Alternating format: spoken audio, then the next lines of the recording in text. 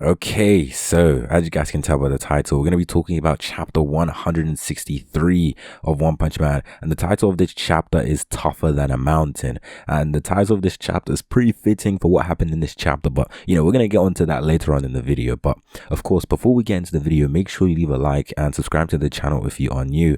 Because if you can't already tell, I post a lot of One Punch Man content. And if you like One Punch Man, this place is definitely for you. And, a lot of you who actually watch the videos aren't subscribed. So if if the subscribe button is not gray, then make sure it's gray because I'm sure you want a lot of One Punch Man content in your YouTube feed. But apart from that, let's just get into it because it's quite a lot to talk about. Now, this chapter starts off pretty much where you left off in the last one, where Saitama is facing off against this new form of Garou. And I guess you could say that this new form of Garou doesn't last very long, and like the longevity of this new form is not as long as I thought it would be. But regardless, this chapter pretty much starts off with, I guess, Saitama asking what Garou is trying to accomplish. And Saitama says, since you're hunting heroes, I figured you must have a grudge against heroes or something. But then you started working together with heroes, messing up that centipede and saving people.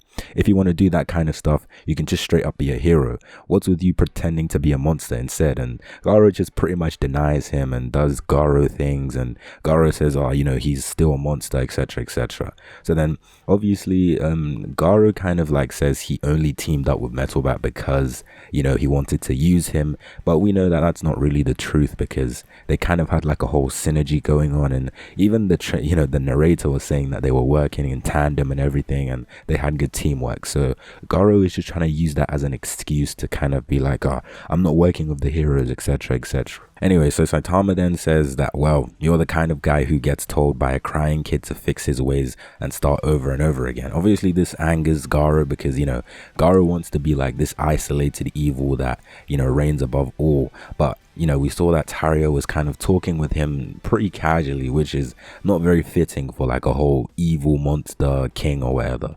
And so we see that, we start getting into like the main fighting of this chapter. And we see that Garou straight up hits Saitama in the, he hits him in the face consecutively, and he actually blows Saitama back a little bit.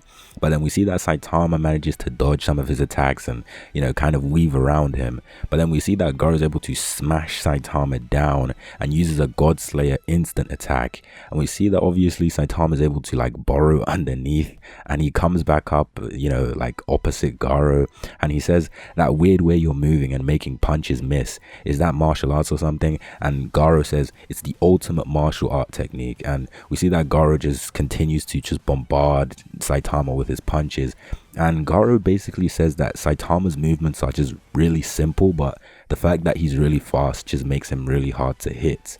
But the fact that Garou is hitting Saitama at all in itself is already pretty impressive because we know that Saitama is pretty fast and probably the fastest in the series. We haven't even seen Saitama's like full speed yet, so the fact that Garou is able to hit him and keep up with him is already pretty impressive. But then Garou then uses a God Slayer ascending attack and sends Saitama just flying through multiple story buildings.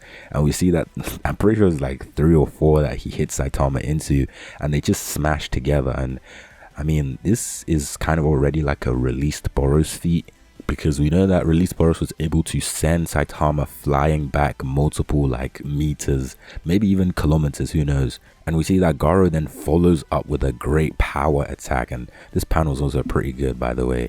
And he sends Saitama through another 3 story buildings, and we see that it causes an insane amount of collateral damage.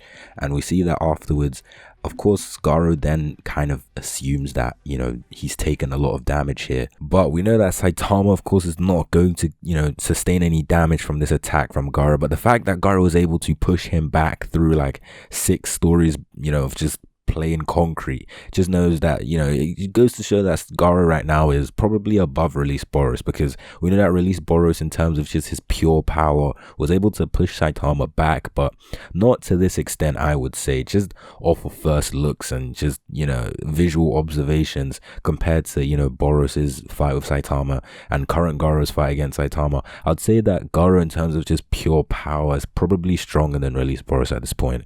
But moving on, we see that there's like a evacuation team or underground shelter under where Saitama just landed, and we see that they're saying we were checking to see if there were any stragglers after the emergency evacuation warning, and we got trapped. It was pitch black and we couldn't call for help. We thought we were done for. And of course we see that Saitama's just having a casual chat with them, whilst Garou is standing menacingly behind. And basically Saitama is saying to like the underground team that Garou is to thank for pretty much saving them. And of course, Garou isn't a very kind looking person, so these guys pretty much thank Garou in the quickest way possible. Garou looks pretty surprised, and Saitama just continues to kind of tease Garou and say, man, evil sure is good at saving people. You've got this down to a T, the ultimate in martial arts. And then obviously Garou gets angry and starts punching Saitama, and this like expression from Saitama whilst he's dodging is just amazing, because we see that obviously Saitama is not taking this fight seriously at all. So I guess this is bad for like scaling and stuff, because now we've pretty much been confirmed that Saitama isn't taking Garou seriously. Well, maybe later on we see that Saitama says he's gonna get serious now, but the fact that Saitama has already like established that he's not taking Garou seriously is kind of already it's kind of weird when scaling him up against Boros, but things can always change later on. But moving on, we see that there's like a volcano erupting, and I guess there's like an evacuation team outside saying, are all inhabitants accounted for? There are still a few elderly folks left behind. They're pretty much just evacuating everyone away from this exploding volcano. And we see that there's actually a fight going on like on top of the volcano, and we see that in the next panel Garou has transformed even further, and Saitama does say, hey, you've gotten a little bit better, which pretty much signifies that Garou has gotten stronger. And of course Garou is looking a lot more demonic, and I guess this isn't how I viewed Garou's form to be, but I'm pretty sure there's still one or two more after this one. But